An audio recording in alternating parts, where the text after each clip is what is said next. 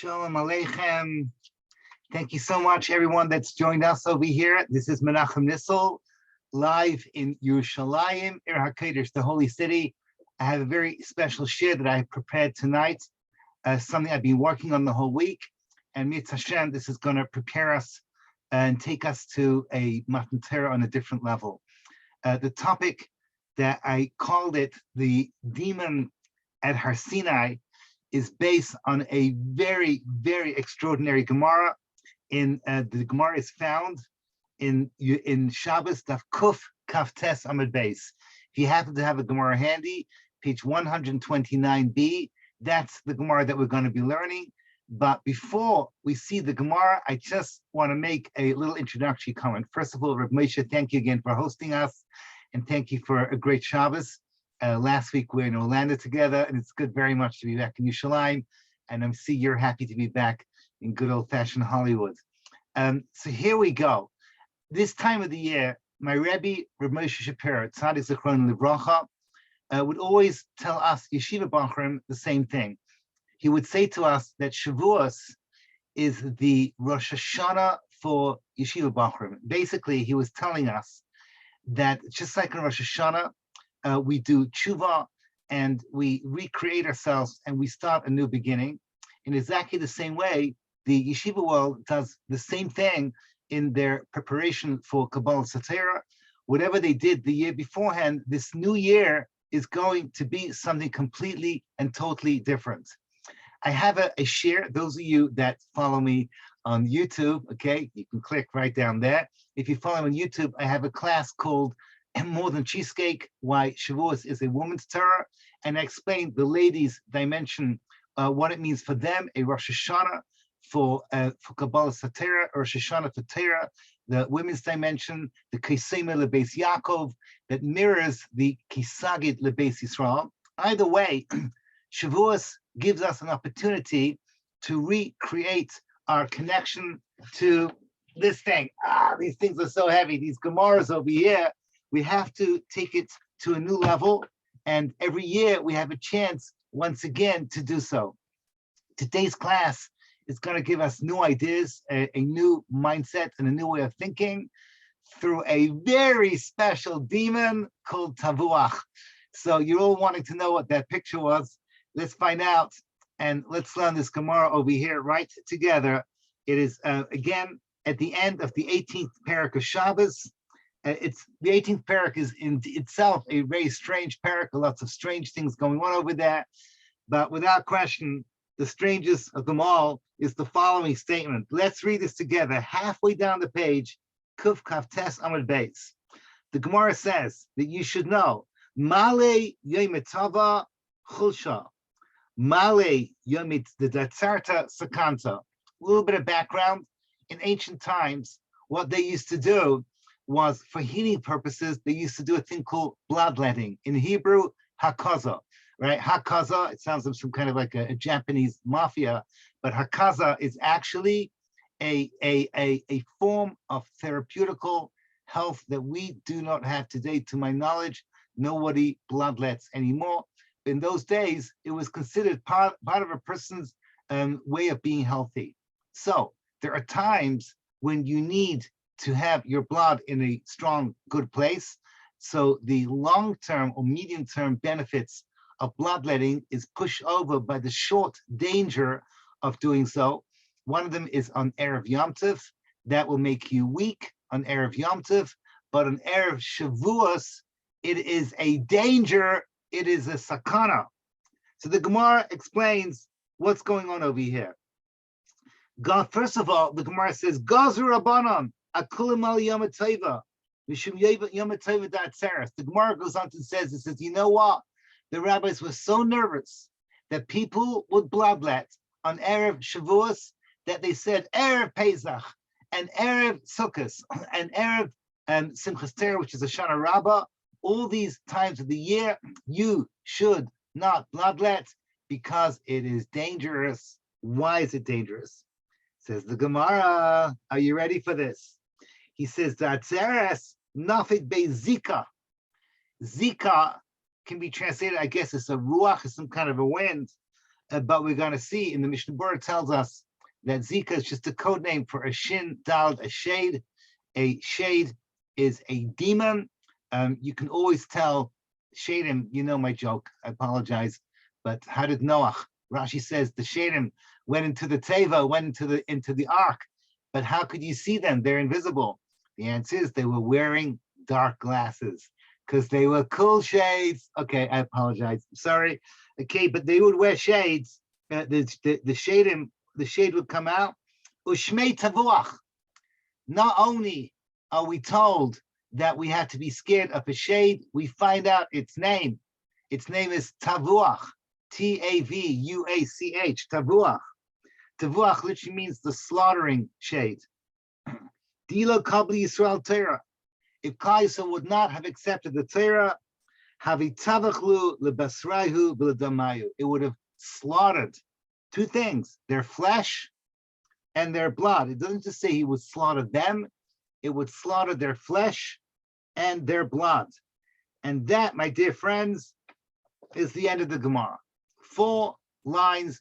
I'm sure in Daf Yomi, they get past it as quickly as they can, and they say this is like deep stuff, mystical stuff. It's got nothing to do with us. The only problem is that somehow or other it makes it into the world of halacha. So you got your friendly Mishnah Berurah brings down in Siman Kuf Samach Ches, Tov Samach Ches, it's Hilchos Pesach. It brings down, quote, this is the Ramah and the end of Halacha Yud, V'noagu, Shaloi lahakis dam b'shum erev Yom Tov. The minhag is not to do hakazas dam on every erev Yom Tov. By the time we get to the Ramah, who lived, whatever, 500 years ago, they were still doing bloodletting. He says, don't do it on erev Yom Tov, ve'ein l'shanos. Do not change this minhag. Warning, do not change this minhag. He brings in the brackets from the Kolbo, which is from the Rishonim, and others, that you should not do this. You should know that on the Shulchan Aruch, there is a commentary called the Machatzis HaShekel. The Machatzis HaShekel, classic commentary, the Mishnah Berurah quotes him all the time, says the following words, and I quote, he says, V'noida, t'bekol hazmanim she'ira la'avesenu inyan ma kishiyagu zmanahu shuv mis'erik tzas me'ein oisadava v'inyan hahu. So he says the following thing, that people make a mistake. They think that Leil Seder, we come out of Egypt. Why? Because everyone talks about it, even in the Haggadah itself. Okay, it's like a big deal that we go around the circle of time and we hit Leil Seder. Says the Machas HaShekel, right over here, about a Kazas Hadam, no. Whatever is unleashed in the Jewish cycle in history comes back every single year. So the danger of Tavuach is alive in 2022. Warning, ladies and gentlemen, tomorrow is the last day. Tomorrow night, are you going to be counting the 49th day? It is a Tavuach danger time. You got to keep your blood strong, because otherwise Tavuach may strike. So when you hear this, so you think, is Rabbi Nissel gone mad? No, I'm just quoting the Ramah. The Mishnah Berurah brings it down. So what's going on behind the scenes over here? So basically, I want to answer one question. Really, I'm breaking it down to 4 separate questions. Number one, what is this powerful Tavuach all about that we're so afraid of? Even today, in 2022, we have to worry about the demon Tavuach. Number 2, the phraseology. It doesn't say he will kill us. It said he will slaughter our flesh and our blood if we don't accept the Torah. So this time of the year, we are under danger. We are in a danger zone that our chas v'shalom, our flesh and our blood will be slaughtered to take care of our flesh and blood because of the fear of the shade called Tavuach. Number 3, obvious question. You guys, it's possible you are perfectly forgiven if you've never, ever heard of Tavuach. But you've all heard that on Shavuos itself, meaning at Har Sinai, Hashem took the mountain and he put it down on top of Klal Yisrael, Let me read to you the Gemara from Shabbos, Peiches Amid Beis, famous Gemara. Everyone quotes it, Peiches Amid Aleph, excuse me. Vayisyatzvu b'tachtis hahar. They stood under the mountain, under the mountain. Amar Rav Dimi bar Chama bar Chasa, Melamed, Kishakafa HaKadosh Baruch Hu, Aleim es hahar kegigis. Kadosh Baruch Hu took like a barrel. Here is my barrel over here. Chaim. Like a barrel, put it on top of Klal Yisrael, and then made the following declaration: Amalam, itamatem mekalim atayra mutav, v'im lav sham tiye kvuraschem. Hashem gave them a death threat. So if you accept the Torah, everything's good. If you don't accept the Torah, so then everything's bad. You will die right here. I will crush you under the mountain. So the obvious question is, why do we need 2 death threats? We just had Tavuach. So who's going to kill them? The mountain's going to kill them. Tavuach is going to kill them. It's 2 separate Gemaras, both in Masechta Shabbos, which, by the way, is the Masechta, our Chabura, our Thursday night Chabura is learning. So that's why I chose Agadatas from this Masechta, because this is part of our Chabura learning, that you should know that these 2 sections of the Masechta, one on Peiches, the other is Kuf Kaftes and Mebes, are giving 2 totally different reasons. I don't know which one is more bizarre, being crushed by a mountain or being attacked, your blood and your flesh by Tavuach, the demon. But both of them are death threats if you don't accept the Torah. So what is happening over here? That's question number 3. Question number 4, obviously, is that I'm not teaching this to you just to learn the Gemara. Somehow or other, if the Machzis HaShekel tells us if we're worried about Tavuach today, it must mean that the threat that we have to work on a practical level is alive today as well. That's exactly what I want to show you, obviously, is the take home, not just understanding these Gemaras. So, happens to be that we are in a very, very good place. Why? Because by pure chance, there's a Maharal on both. The Maharal on the 9th parak that talks about the sugyas of Shabbos is literally found in 3 or 4 places in Shas. Most famously, his introduction to Purim, his Sefer on Purim. He has a long arichus on how these things work. But here I have my trusted, good old-fashioned Sifri Maharal from the olden days. I'm still waiting for my friend Rabbi Hartman to come out with the new fancy schmancy version. Until then, old-fashioned, he comes along and he says to us the following thing. He says, you should know that the story of Tavuach, as is typical of the Maharal, is that you don't have to think of it in terms of that picture that I sent you. Those of you that got my WhatsApp picture of the demon that I sent you, you don't have to sit there with nightmares worrying about this demon, but you do have to worry about something that, as the Maharal always says, that on principle, this is a life-threatening situation. Let me give you the quote. He starts it by saying that Har Sinai created something unusual. Torah came down min hashamayim. Torah came down min hashamayim. This morning, meaning yesterday morning for me, this morning for you, I spoke in Pnei Chen, and I told them, Kiruv 101. Everyone knows this. Kiruv 101. If you are working with any stranger and you want to talk to them about the principles of Judaism, first step is, do you believe in God? So most people say yes. The second step is that if Hashem exists, it makes a lot of sense that he created the world for a reason.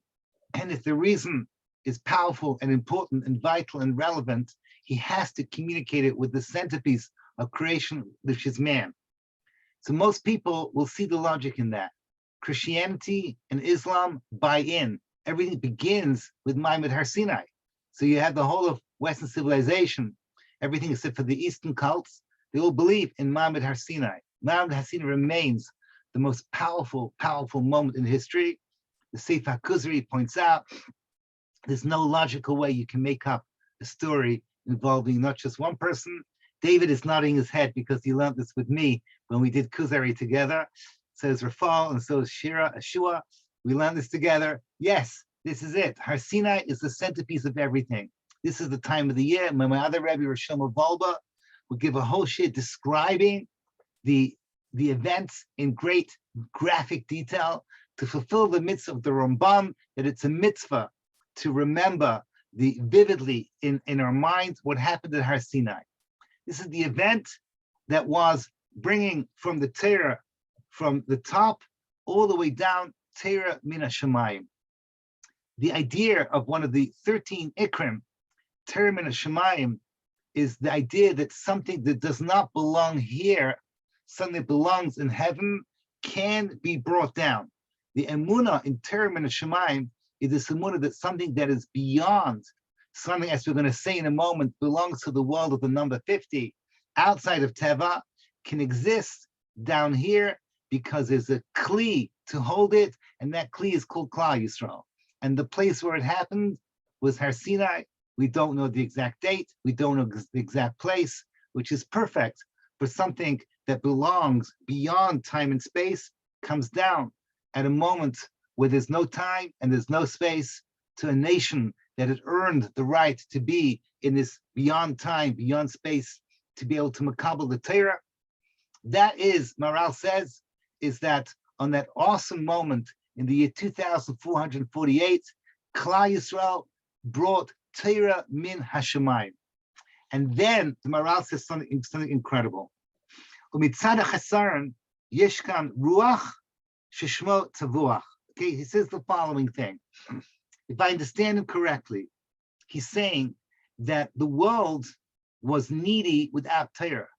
The world was directionless without Torah. The world was, to quote from the Mishnah, was basically Tohu. From the Gemara was Tohu until we received the Torah. What does Tohu mean? What does it mean, Tohu?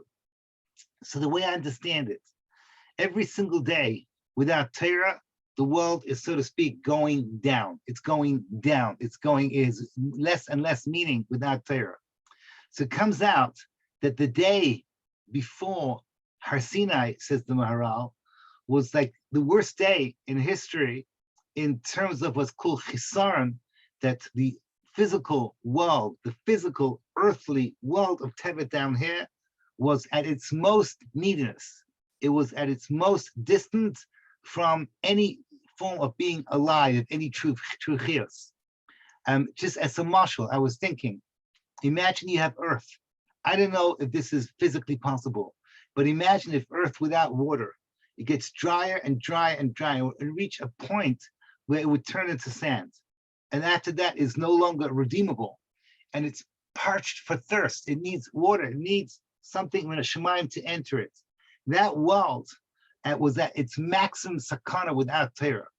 Since the beginning of creation, Yom HaShishi, that HaShishi, the 6th day of Sivan, which was, we know, was actually the 7th day, but that's not for now. That moment that the world had been waiting for, the day before, was the maximum emptiness, voidness, maximum neediness.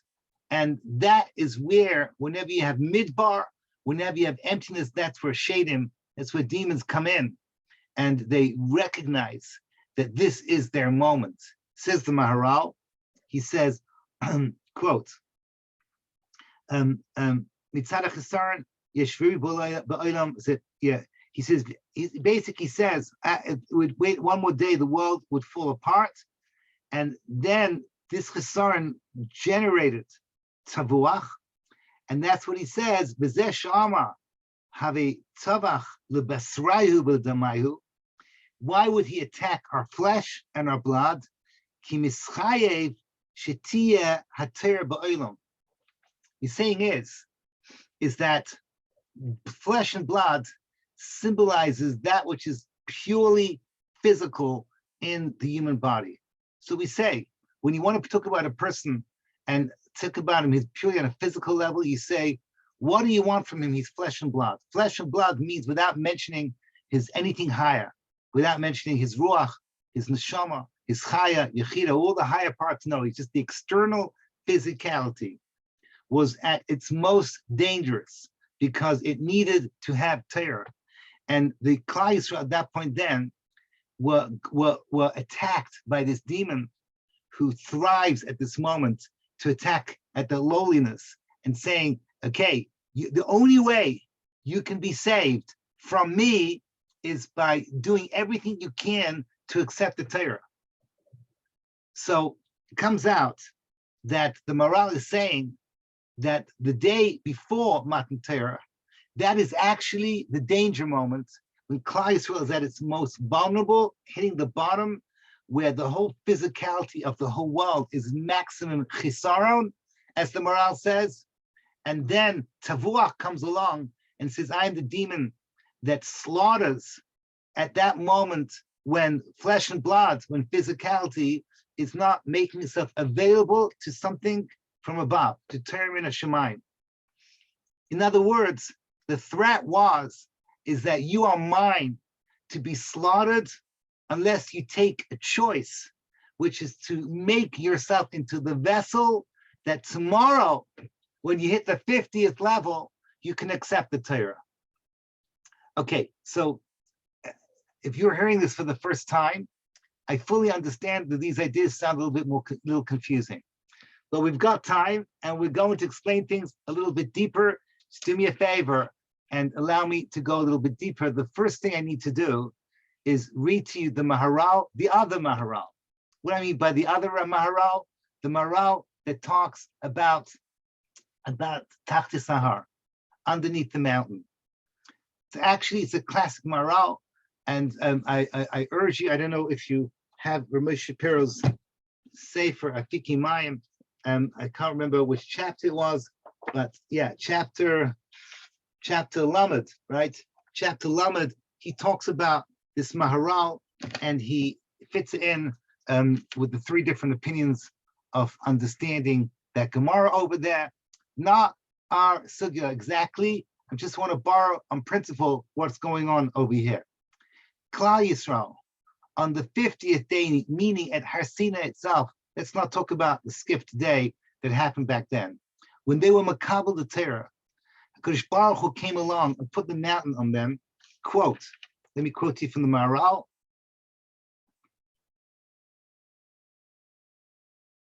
Etzim tziras HaTorah, he mitzias hachreiches. What HaKadosh Baruch Hu was showing Klal Yisrael at Har Sinai was that the nature of Torah is that Torah is something that must be accepted. Why? Because without that, the world cannot exist. In other words, on that awesome day of Har Sinai, with the fire, right? The fire that came from the beginning of creation, and the thunder and the lightning and all the revelations that Klal Yisrael had being thrown back, as we always talk about, back to the Garden of Eden. They were seeing the world at its source, and the world was being recreated again. So at that point then, Hashem had to show them that for 1 second, the world without Torah, nothing can survive. So what's now the difference between Tavuach and Kafalem Harkagivitz? The answer is that Klal Yisrael has to go through 2 stages. One is what we're going to call the climax of Sfiras HaOmer, level 49, and the other is going to be called the 50th level, when we go out from 49 into 50. Just a quick reminder, we've spoken about this many, many times. 7 is the number Hashem used to create the world, meaning 7 is the number of nature. Everything spreads out into 7s. So both in time and in space. Time is 7 days of the week. In space, it's the 6 directions, and the 7th is what brings it together, often called the Shabbos, right? The Shabbos is what takes everything else and puts it into the proper perspective. So you have over here, Shabbos Kodesh is the 7th in time, and Beis HaMikdash is the 7th in space. And the 49th day of Sfiras HaOmer is the climax of the avodah of trying to harness the forces of the physical world and elevate it to something higher. So it comes out that is what we call step number 1. Step number 1 is the 49th day of the Omer. We call this Malchus Shebamalchus. Malchus Shebamalchus is the most physical of all the spheros, the most down to earth of all the spheros. This is the climax of Spheros Omer. And here we have to get to the ultimate struggle of allowing ourselves to take the physical world and to harness it into a way that can accept Torah min hashamayim. It's interesting. The Bali Musar talk about that there are 48 ways to be Kaina Torah. And my good friend Rab Zev Rodman and others, they take each day and they take you to the 48 days. There's 49 days of Sphira. So what is that 49? So the Bali Musa say the 49 is Chazara, right? You go all over the 48 ways. But no, it's the 48 ways all harnessed together into man. And so that is all 48 ways have to be brought into you on that 49th level and become you. Tavuach attacks on this day because it's the day more than any other day of the Sphira that you have to get right. Malchus B'Malchus, the climax of 49 days of hard work. Everything comes together on the 49th day where you have created a physical world that can now accept Torah min hashamayim. Just want you to know that if you understood what I said over the last 5 minutes, that is the oimek, that's the deep idea of what we call Naseh v'nishma. What does Naseh v'nishma mean? So everything we do in the physical world, you first want nishma first before Naseh. Nishma means you can't make me do something unless it passes through my brain. I'm not a robot. I'm not a servant. I need a little bit to understand what I'm doing. At Har Sinai, Klal Yisrael realized that to get Torah min hashamayim, they had to first do Naseh. They had to take the physical earthly world and make themselves into a kli and say, I'm a kabul, something from above, something that is infinitely beyond my understanding. That comes from 48 days work and then 49th day, bring it all together. The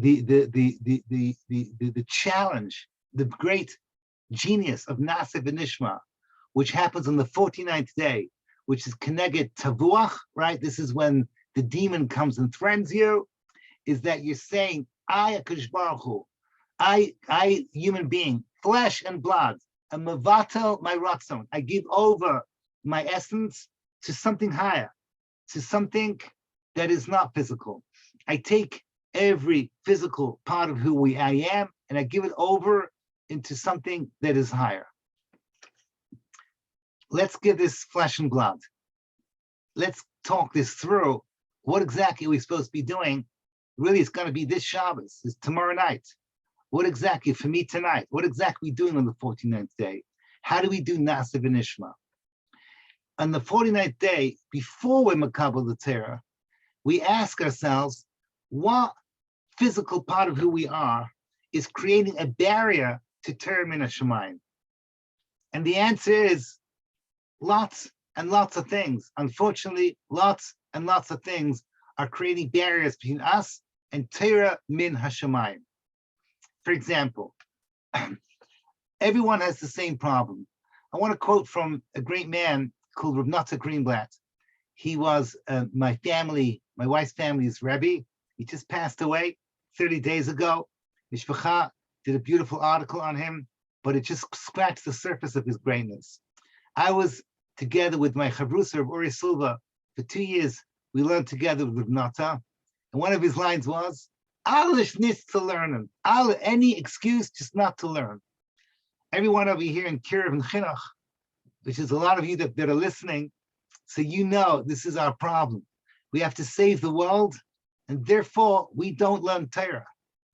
I recently spoke to a Rav who's changing the world. I asked him about his learning. I have no time to learn. I just want to share with you. I have a Rebbe, Ramesh Shapira Tzaddik Zichronim Livracha. Years and years ago, I was driving him in my car, and he turned to me that he had been invited to an AJOP convention. AJOP stands for Association of Jewish Outreach Professionals. That I don't know if they still have it anymore, but that time then, it was a gathering of all the great Makarbim and Mechanchim. You had under one roof, NCSY, Eish HaTorah, Ar Samech, you name it, they're all there. Everyone's there, and they're all under, learning about kiruv and chinuch. And then he said to me, Menachem, why should I go? They have big rabbanim in America. They're inviting all these gedolim in America. Why should I schlep from Yerushalayim and go all the way to Baltimore to be an event where they have Rosh Shmuel Kamenetsky Shlita? She should be well and healthy. Harichas Yamim, Libal Mechaim, and Reb David Cohen, he should be well and healthy. All these American gedolim, what do they need me for? So I said to him in the car the following. I said, Rebbe, unfortunately, you and I know that you, Reb Moshe, have many, many Talmidim in America who are going out doing kiruv and chinuch and rabbanos, and they're changing the world. But one thing they're not doing is they're no longer really learning. At no point in their day are they reliving the way that they were taught to learn in yeshiva. It's not happening anymore.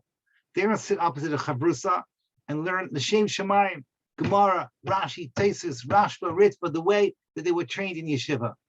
All they do is they scramble to prepare Gemara classes for their balabatim, but they're not really learning the way they were trained to learn at a high level. So Ramesh looked at me and said with a smile, said, that's a good reason for me to go.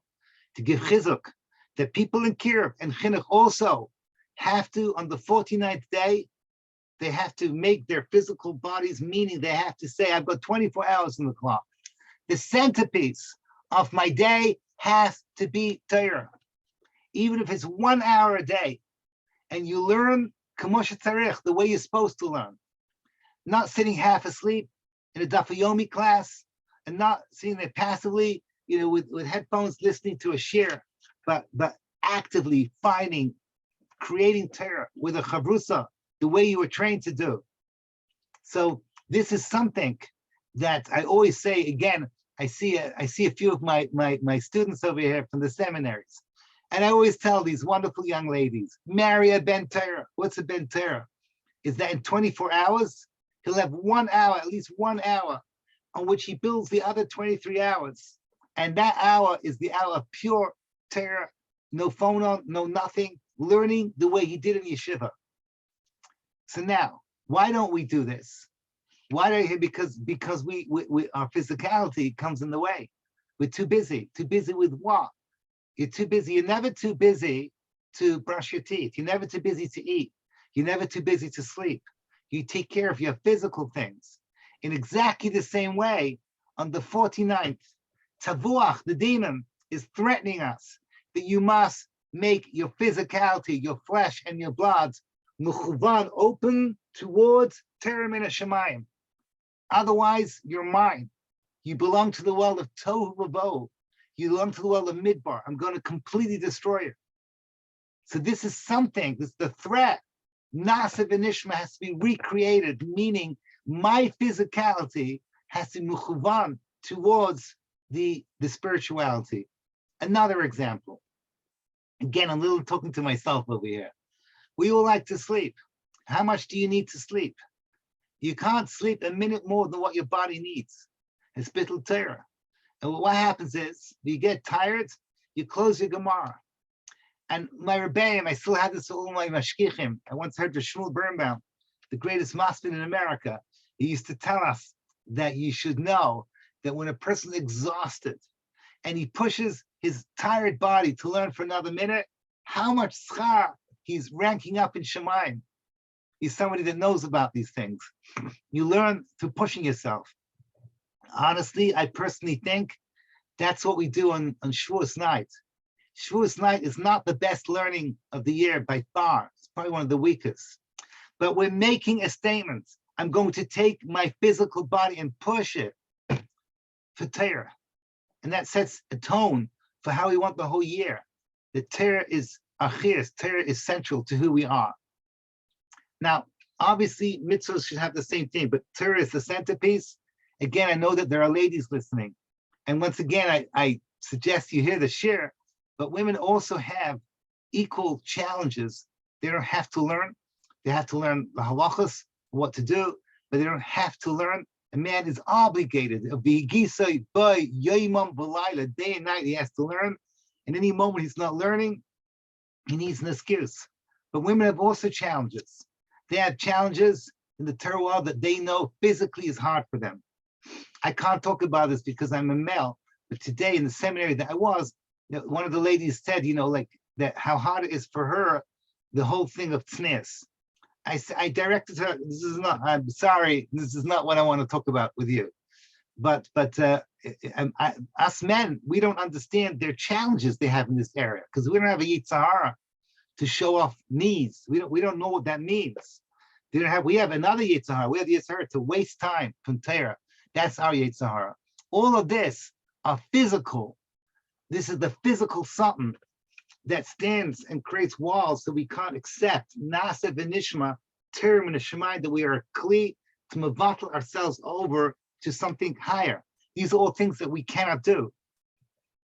So the Chasam Sofer, it just happens to be, the Chasam Sofer has a drasha on Tavuach. He's the only other major player besides the Maral that I found that talks about Tavuach.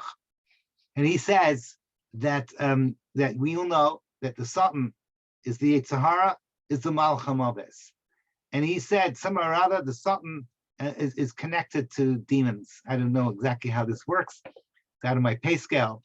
But he's saying that Tavuach turns into the Malach HaMaves. That's why the shade can be a murderous shade. But Tavuach also is the one who in the first place is creating all these physical needs that stand as a boundary, as a wall against accepting Torah min hashamayim.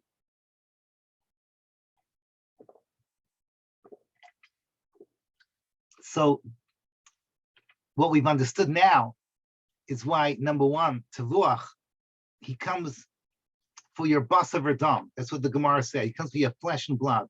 This is where his battle is.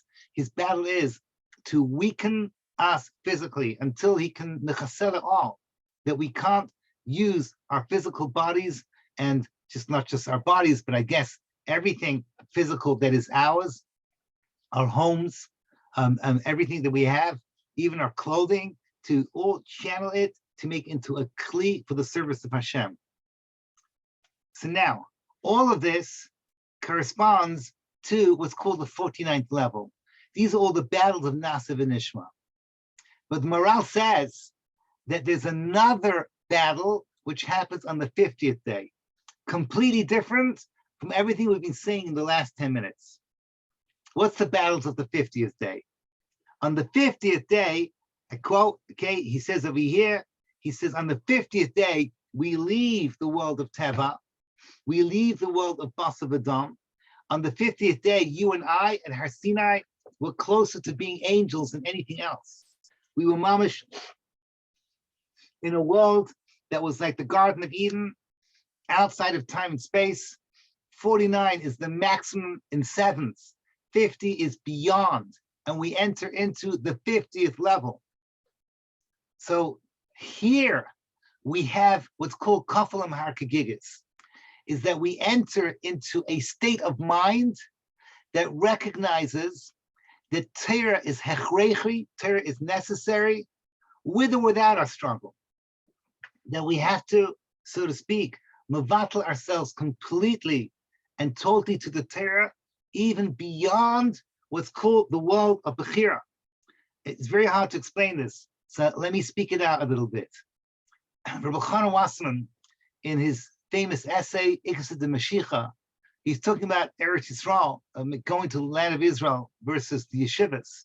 He says Eretz Yisrael is the food that we eat, but Torah is the bread, is the air that we breathe. You can't survive without air. Air is the essential thing that we need to survive. Without air, after a couple of minutes, you can't survive. Bread, you can go for a while without food. So he was trying to say that you can't conquer Eretz Yisrael, you can't build Eretz Yisrael unless there's Torah there first. And we all know that it is crucial that in Eretz Yisrael, that you have to have Torah first before Eretz Yisrael. Otherwise, it works backwards. Every Chil Shabbos in Eretz Yisrael is a million times worse than Chil Shabbos in Chutz La'aretz. Comes along Reb Baruch Ber and says that, he said that Rabbi Chanan didn't say it properly. It's not that Torah is the air that we breathe. Torah is the etzem chias elaine. It is life itself. Without that, nothing exists. That's what we got on the 50th level. Maybe I can explain it by using it in the language of Bechira. How does Bechira work? The 49th, we were Beicher. Should I get up in the morning for davening? Should I be on time for my chavrusa? And all the other things, the physical challenges that we have. It was a Maisa Bechira of Naisa B'Nishma. On the 50th level, there's no Bechira. That's it. It's just that you step back and there's that recognition. It's got nothing to do with you. It's beyond you. The world of Torah is Chaim itself. It's beyond you. The recognition we got on the 50th level, when we hit the 50th, was that recognition that it's got nothing to do with your Bechira. It is that your Mavatal, your Yesh, your physicality, complete, does not exist. So you don't have to be Beiche by anything. It's that deep recognition that Torah is the beginning and the middle, and the Torah is the end. The Arizal, I always like to mention this whenever I get a chance. The Arizal mentions that Shavuos morning, after you've been up the whole night, he tells you, he talks about staying up the whole night. He says that when you makabel the Torah at in Shachris and you hear that Seres HaDibros, you can reach infinity. There's no end of the madrigas that you can reach in a short amount of time. Because when you hear Maimed Har Sinai in Shavuos morning, you're connecting deeply to that world of the number 50. What that means is that this is a good time to make yourself promises and tell HaKadosh Baruch Hu about what you want to achieve over the next 12 months. So let's just go over this one more time. 49 and 50. Erev Shavuos is 49. There you have maximum Bechira. Maximum, it's the war zone where Tavuach is threatening you. And you have to say, I'm going to channel my physical world. My day is going to be built around Torah. That's what we decide on Malchus Sheba Malchus, the physical world that we now are giving over to HaKadosh Baruch Hu. That's my Nasa before Nishma. On the 50th, there's no Bechir at all. On the 50th, we hit this world that's a little bit beyond. It's interesting. My Rebbe Moshe Pura says, the Torah says, it's Sfiras Omer, you're counting 50 days. We know it means 49. So Ramesh explains that really there is a 50th day, you just don't count it.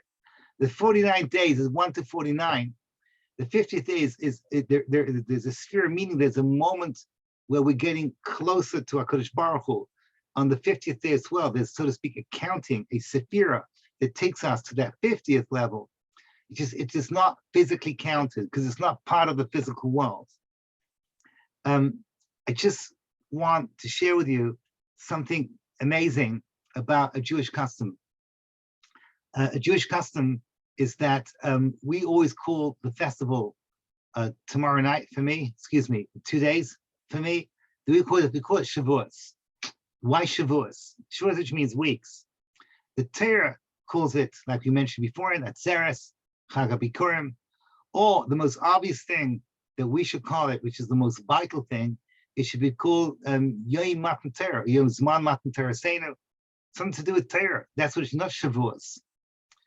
The answer is that for us, we look at the Yom Tov as the climax of the Shavuos. The weeks is what our efforts, and our Bechira, and our struggle is connecting to. It climaxes on the 49th day when Tavuach comes along and is threatening us. On the 50th day, that's already Zman Matan Torah Seinu, that's already no longer involved in struggle. So the tshuka and the yearning and the fighting and the pushing and all the physical things that we're doing, we're, so to speak, past that. So we focus on what is directly relevant to us, which is the world of Bechira. That is the world of Shavuos. That's the weeks, the 7 weeks, the 49 days to get there. So that's why we call it Shavuos. And then Matan Torah is like, so to speak, the gift at the end, where we have Kafel and Harkagigis, and we recognize that ultimately Torah is life itself. Torah is absolutely everything. Just one more thing is that Ramesh Puri used to say is that obviously from 1 to 49, we're Isaac and preparing ourselves for Matan Torah the way it's supposed to be. especially to Lag BaOmer. We work on a lot of things, Benod L'Chadera, for Klal Yisrael. There's a minhag that we stay up to Ashmeres Habeika, to the first thing in the morning. We learn all night. It's a minhag of all of Klal Yisrael. Sephardim, Ashkenazim, we all do this. Apparently, that night when we're learning is a different type of a limud. Ramesh used to tell us that those of you who have a shaykhus to learning Pnimius, so that's the best time to learn Pnimius. If you're not into Pnimius, maybe we'll do Hasidus, I don't know, something a little bit to connect to the inner dimension of Torah. But that is the Torah of, so to speak, the 50th day that prepares you for Shacharis, where you're going to hear the Aseret Dibros. So basically, you have 1 to 49 is the regular learning, where we're trying to create for ourselves a world where we are physically prepared to accept the Torah. And then Leil Shuras is something on a little bit of a higher dimension. It's connected to the world of the number 50. Okay, so now we can understand some incredible things. A lot of things are now falling into place for us.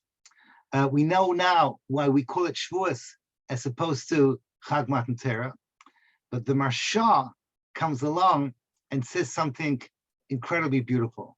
He says to us, this is actually not the Marsha is not here on the Gemara and Shabbos. It's actually Sanhedrin Mem Gimel Amud Beis, where it talks about the following words: Kalakevish es Yitzro. If you break a Yetzirah, Umenatzcho, you overcome it. Harihu Kamosha Tavcho. It is as if you have slaughtered it. The Marsha asked the following question: what is the name of this demon? Tavuach. That's what we've been calling it. Tavuach. Tavuach. I noticed that the art scroll called it Tavuach, but it's not. Pasha means Tavuach, which actually means it has been slaughtered. It has been slaughtered. No, it's doing the slaughtering. The shade is the one that kills. It's not the one that's being killed. Says the Marsha, no. It will kill you if you give it an opening. But if you succeed in making yourself into a kli for Torah, you take all the gashmis, the physicality you want, and you channel it, the way you eat, and the way you sleep, and the way you arrange your day, that everything is mechuvan for Kabbalah Satira every single day of your life. If that's how you live your life, and again, I'm talking about Gedolim, but we have to at least try and do that. If we do that, so we have conquered the Yetzirah and we have slaughtered it. Let me read you the Gemara again. Kalakevish is Yitzro. Every Yetzirah, and you say no. Umenatzche, and you're menatzeche, you're victorious over it, which means your physical has been conquered by your spiritual. Harihu Kamosha Tavcho. You've taken the Yetzirah, which the Chasam Sofer already taught us. That's what Tavuach is all about. He's the Yetzirah, he's the Satan, and he's the Malach HaMaves, and you have conquered him, so it's like you've shechted him. So Tavuach is actually something very positive. Tavuach means the shade that you are going to slaughter. That's the great Chiddush of the Marsha. I mentioned to you before in the Chasam Sofer in his drashos, he also ends up very upbeat. He says, we have the ability to take this Tavuach and turn him around. And typical Chasam Sofer, he says that the word Tavuach, tes beis ches, which actually means to slaughter, to shecht, tes beis ches, stands for, right? Tes stands for Tova, beis is bracha, and ches is chayim. And those are the three things that we are all completely and totally in awe. This is what we want.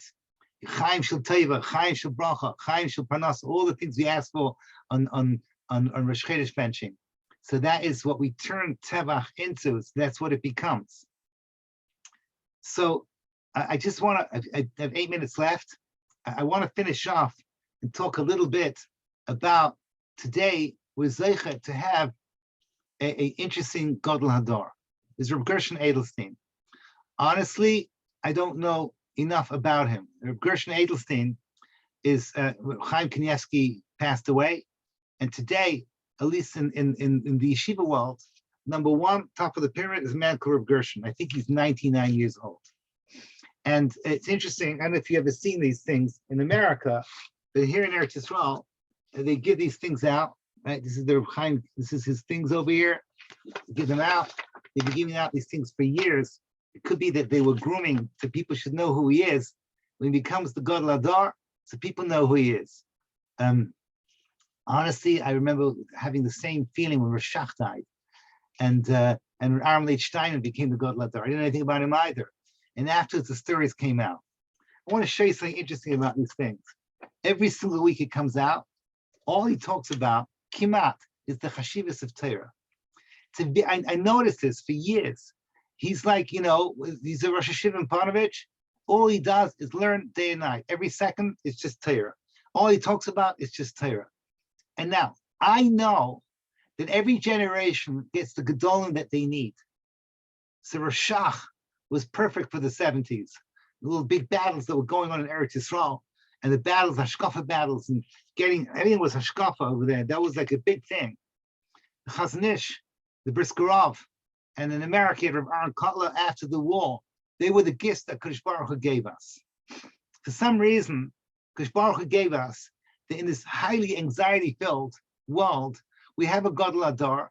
All he talks about is the power of Torah. That's all he talks about.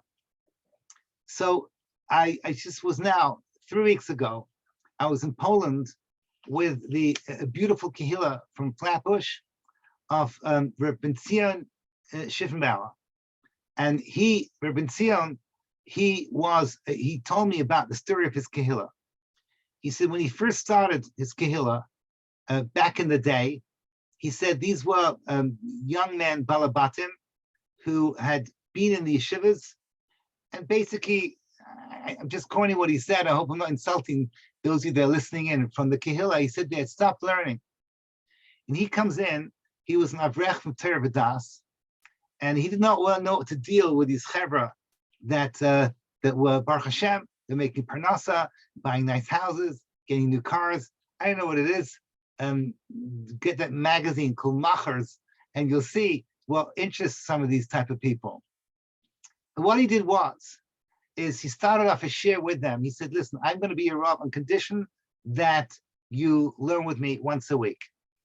And the share started off as a Q&A, with sushi and alcohol, whatever it was, but it turned into a thing. Every week these guys are learning. And then he built on that. And one by one, his Balabatim become more and more learning, and I saw them, and each one of them is becoming more and more chashuv. And it's just an incredible thing, the transformation of a kehillah from something that is more gashmi into something that is more ruchani through the pure power of Torah.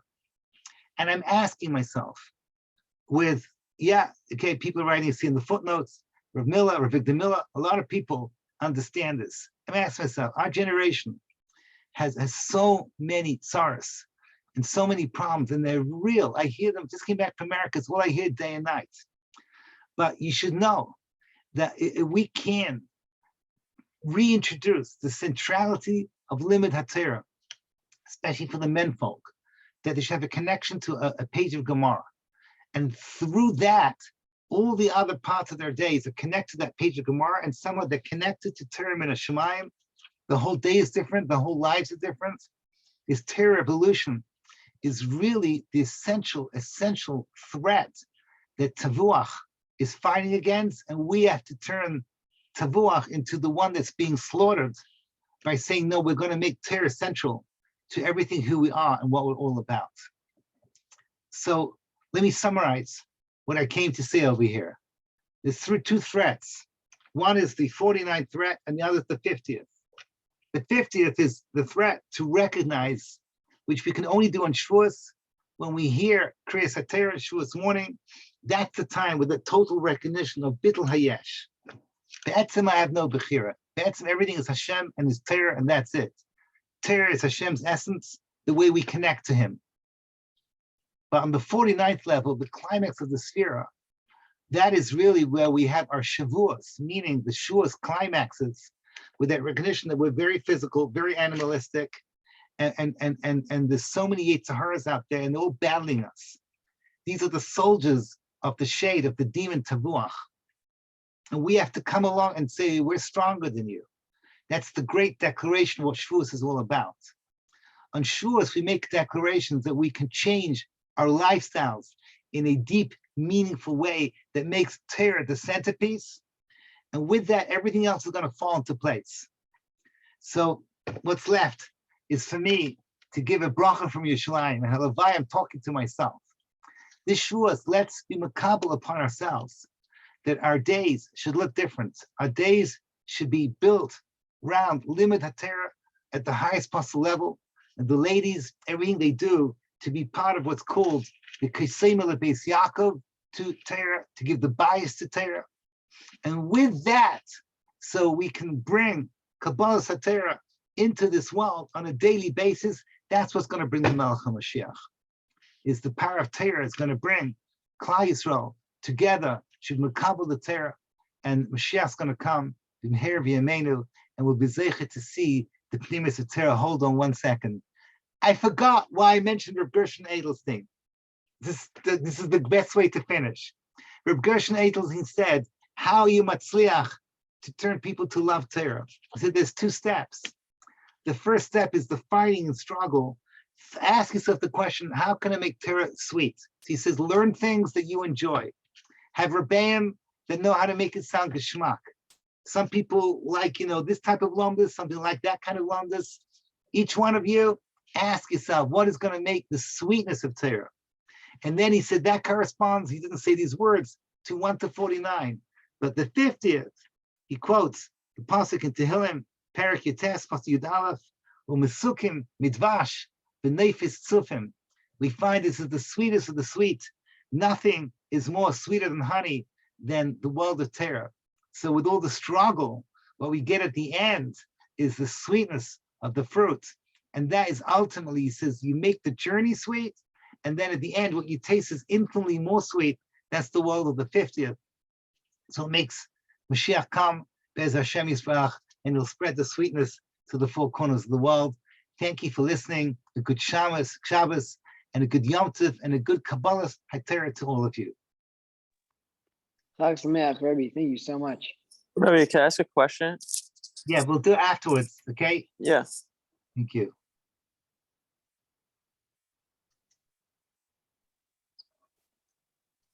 Thank you, Rebbe.